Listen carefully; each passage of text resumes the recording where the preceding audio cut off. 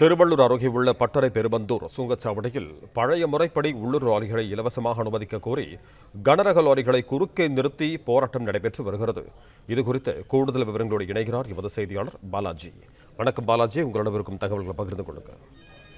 வணக்கம். திருவள்ளூர் மாவட்டம் பட்டறை பெரும்பந்தூர் பகுதியில் சென்னை திருப்பதி நெடுஞ்சாலையில் சுங்கச்சாவடி செயல்பட்டு வருகிறது.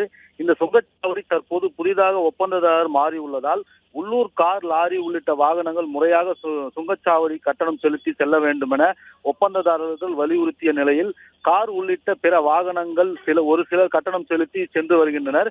இந்த நிலையில் அவ்வழியே செல்லும் நாளொன்றுக்கு நூற்றுக்கணக்கான உள்ளூர் கனரக லாரிகளை இலவசமாக அனுமதிக்குமாறு நேற்று முதல் லாரி உரிமையாளர்கள் சுங்கச்சாவடி ஒப்பந்ததாரரிடம் பேச்சுவார்த்தை நடத்திய நிலையில் அதே பேச்சுவார்த்தை மீண்டும் இன்று தொடங்கி நடைபெற்று வந்த நிலையில் நாளொன்றுக்கு 100க்கும் மேற்பட்ட உள்ளூர் லாரிகள் செல்வதால் மாதத்திற்கு 1 கோடி ரூபாய் வரை இழப்பீடு ஏற்படுவதாகவும் வருடத்திற்கு சுமார் 10 கோடி ரூபாய் இழப்பீடு ஏற்படும் என வாகனங்களை அனுமதிக்க முடியாது என ஒப்பந்ததாரர் தெரிவித்த நிலையில் கோபமடைந்த லாரி ஓட்டுநர்கள் சுங்கச்சாவடி எதிரே லாரிகளை குறுக்கே நிறுத்தியதால் சென்னையில் இருந்து திருப்பதி செல்லும் மார்க்கத்தில் போக்குவரத்து பாதிப்பு ஏற்பட்டது. இதையடுத்து சம்பவ இடத்திற்கு வந்த திருவள்ளூர் தாலுகா காவல்துறையினர் லாரி ஓட்டுநர்கள் மற்றும் லாரி உரிமையாளர்களும் பேச்சுவார்த்தை நடத்தி லாரிகளை அப்புறப்படுத்தினர்.